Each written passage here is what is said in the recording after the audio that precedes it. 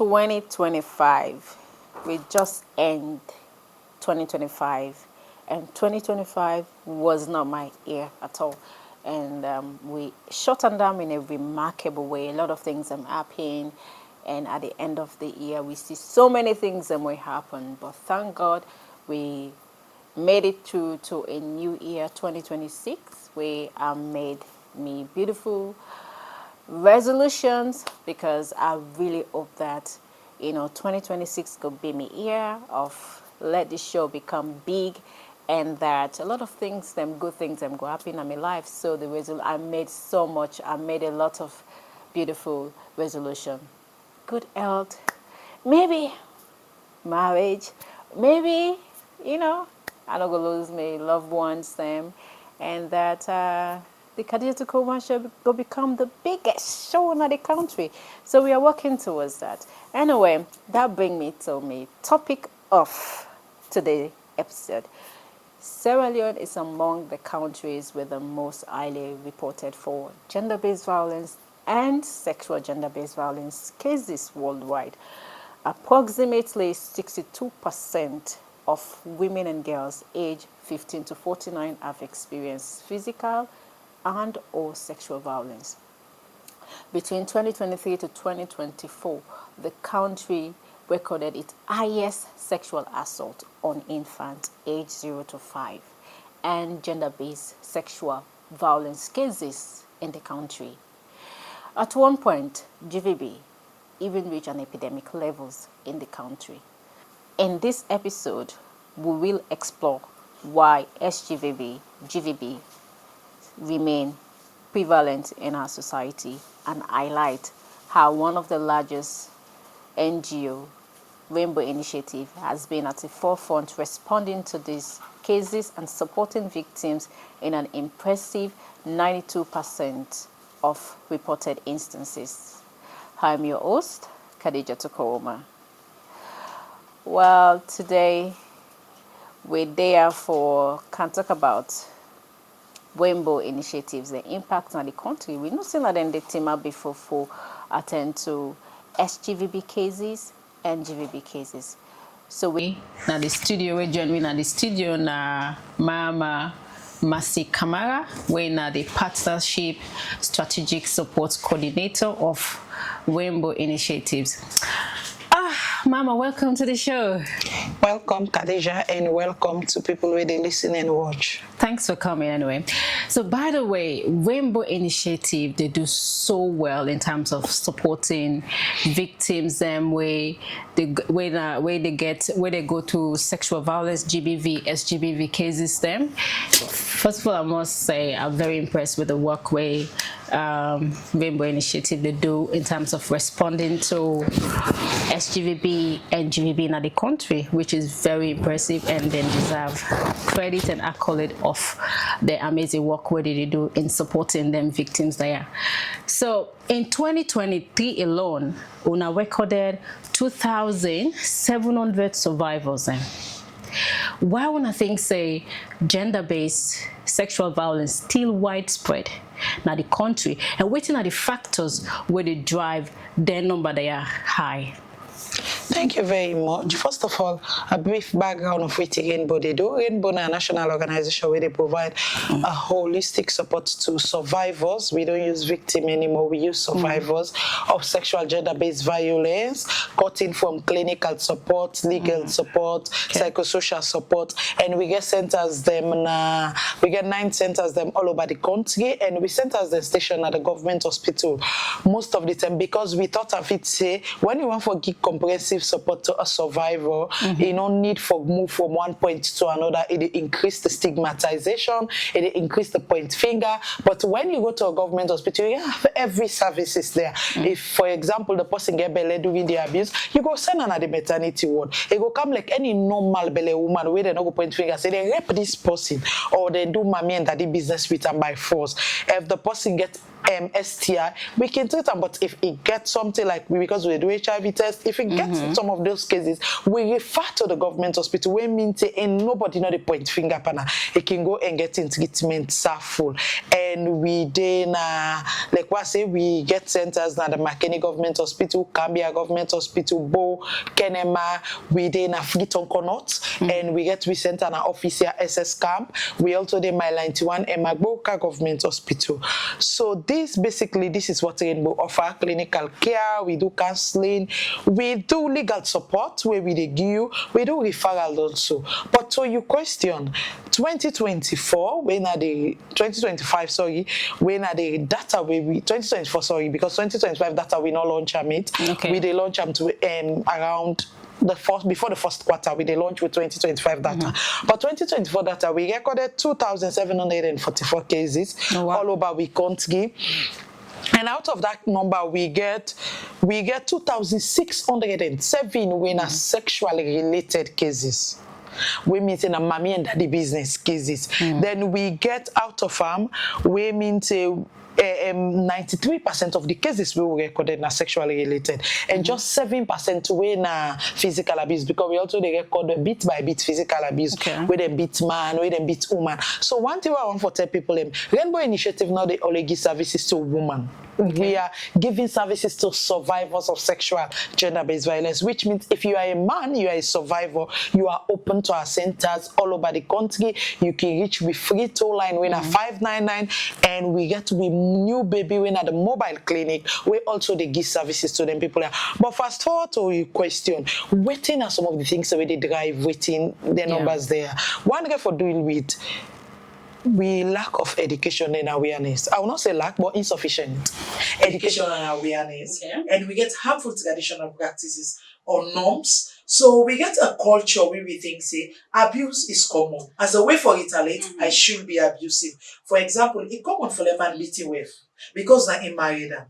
It's common for a man later with him wife anytime we want later with her because na him married them. So because you pay the bride price, you owe the person, and you want for do anything we want for do deal with them. And we live in a tradition where abuse is normalized. It's a part of life.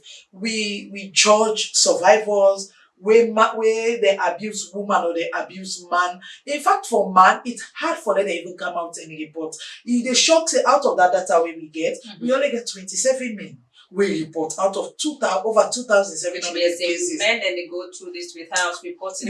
Because we think, say, in a society, it's okay for a man to be strong. You should be the man. You should not come out and speak up. Even if they abuse you, you know for talk at all. So we find men seeking other means of redress. When it comes to woman, when woman complain abuse, the first question we ask, now, where do you go today?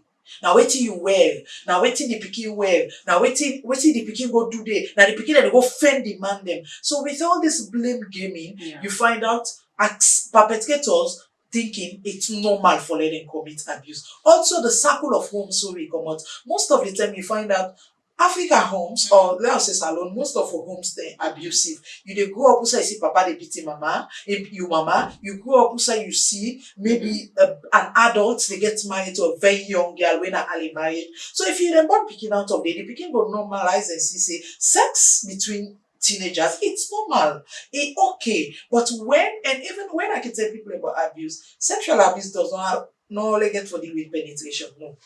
So waiting are the other things. So we have sexual touching.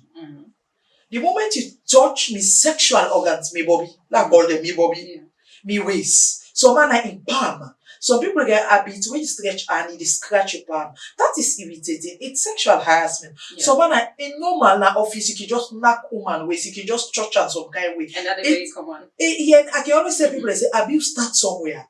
You don't go straight and penetrate. You know they go and penetrate. You start from church. Maybe you go begin knock you bobby, you go knock you waist, you left arm. The next thing after that, it begin send you naked videos or audios. The next thing after that, it begin harass you for later with you. When it comes to picking them, they always they build confidence around pedophile. Pedophiles they always they build confidence around picking. Pedophile now people will find joy for get sex with picking. So then they build confidence was they begin to trust them to a point when they attack, they begin afraid for telling parents or they afraid for even tell somebody we're close to them. And out of this number, we get the highest number of survivors where we see they are people within the teenage age. Yeah. Teenage age, from 0 to 19. Yeah. So that is the age. So when you talk about many factors that really lead to SGBV and GBV, and so one thing where I pick from that is that we household circle, and also when you mention about psychological support, and I want to know if them victims there can get long-term psychological support, if not to just that short time, because normally what we can see is that some people them not to that moment in that time where they go through that abuse, sexual abuse or harassment, they can get that effect. Sometimes the effect can come long time. When they make that provision and they So for us, you can walk in. For us, we believe every survivor is important. So even if you, like when you do so now, you have faced the issue, maybe when you were a child, you can just walk in a center and say, I want psychosocial support. I don't want case again, but I still not healed from this childhood trauma and waiting. You are always welcome. We'll give you the same services where we give to everybody because every case is not the same. For we service not the end when it comes to psychosocial support because we believe healing is not a day. Yeah. You know they heal one day, you know they heal 1 year, you know there are certain situations where they happen to you, you will not heal it forever. But we believe in your process of healing. So that is why we have free toll line. You cannot come to our centers because of they think take the shame.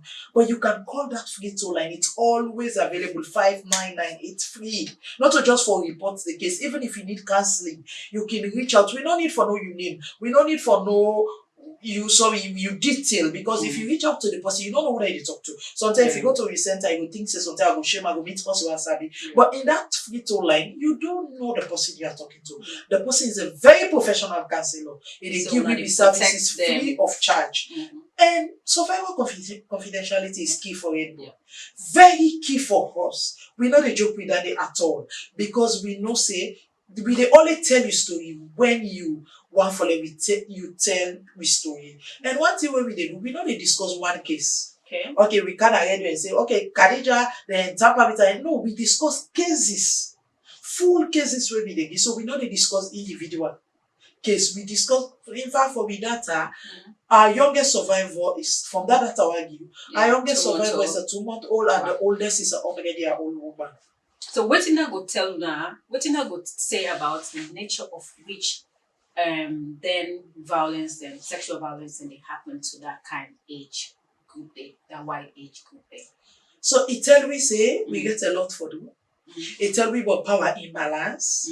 It tell we but we get a lot for them. It tell we say we get for also strengthening with laws and enforcement because if somebody can go down to a 2-month-old baby, a 6-month-old baby, so we will say even if it's sexual fantasy, what do you want from a 2-month-old baby? Exactly. So it tell we say we get for strengthening with laws, we get for do more advocacy, we get for do more community job where they do community referral pathways. We get for also talk about power imbalance and gender inequalities. We also get for talk for sexual education among we begin them. Even at a young age, tell them the areas they should not judge. The areas where they for judge when you alarm. The areas where you know for do. So the lap, you know for sit on the lap of somebody, anybody where you think say, you if especially for man, woman, you know for sit on the lap of an adult man. No matter the adult, whether it's your uncle, whether it's your dad, because we have seen cases where daddy they don't be begin. We don't encounter them cases any. So nobody is safe. And this tells us in the fight against sexual and gender-based violence,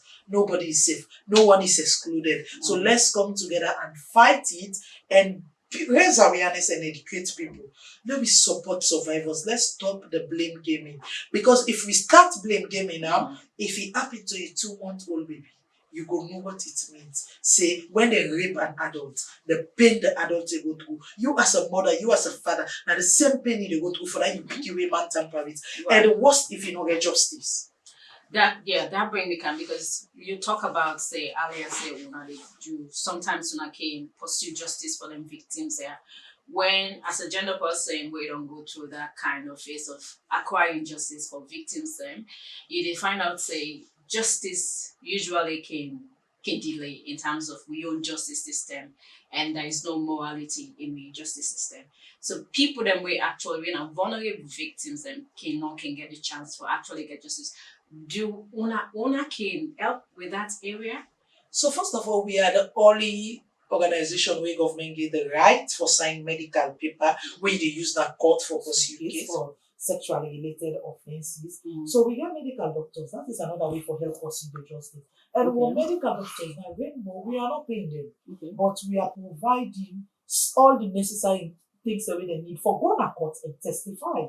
So I am not here as the PI for the justice system. They have their challenges, they have their issues. But we are now happy for this Chief Justice at least it is kind of small one because waiting we don't delay with cases when are the sexual model court, then they now upline because they didn't have it already. Yeah. This is a special court where they just designed for top sexual related cases. So when it comes in, All right, okay.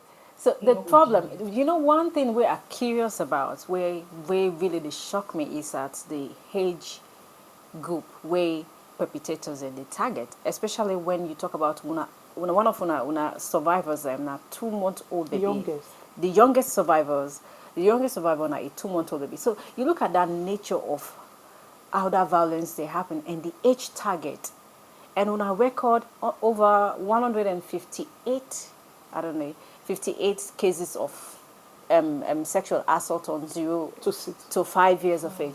So why you think, say, this age group that perpetrators they target this age group, especially, what's not the reason? So first of all, when it comes to sexual gender-based violence, I want to say, Khadija, you got a point, but I beg for the fact that there is no reason for a perpetrator to commit that offense. There is no reason.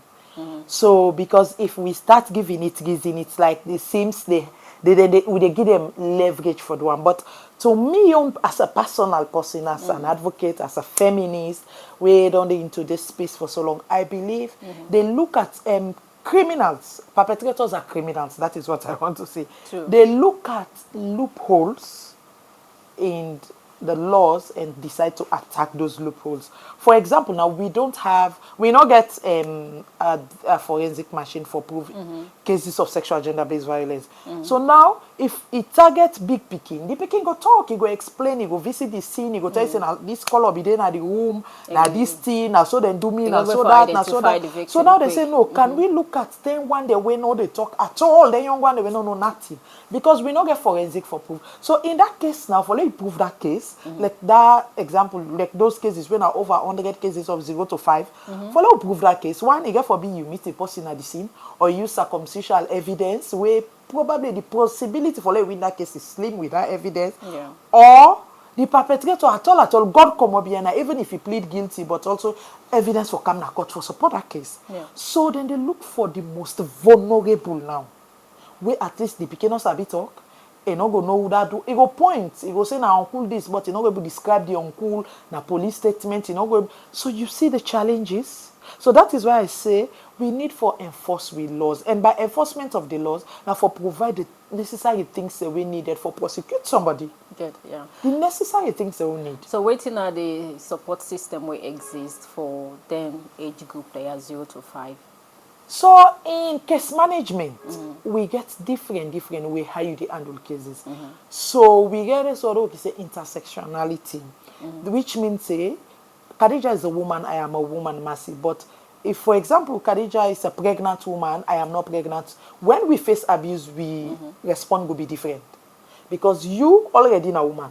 2, you get belly. 3, now you not get money, so your vulnerability don't add. So now the same with picking them. When picking them visit we center, first of all, we centers they all get trained staff on how for handle picking them, how for talk to them, how for counsel them, because they own case different from big person. Yeah. Where big person can go able to tell you say, hey, now my problem this, so I feel for kill myself, God forbid, I feel for do this. But picking no go no. He goes, you know, it just take cry. So we get trained counselors on how for handle case management for picking them. Waiting are the things them. Now make we get what we call dignity pack. In we centers they will get toy. Where you go inside there for picking them. Where them go because picking the more they play, they waiting, they go able to tell you what to do. Where they play, so you go tell you what to do. I mean, they watch some certain picking. In play where they play, they tell you say you don't go to go abuse or not. So now some of them things that they do. We get dignity pack also, they give we survivors them, now we centers them. Okay. And with the EU projects now where we get, we they operate now all the 16 districts in the country. Okay.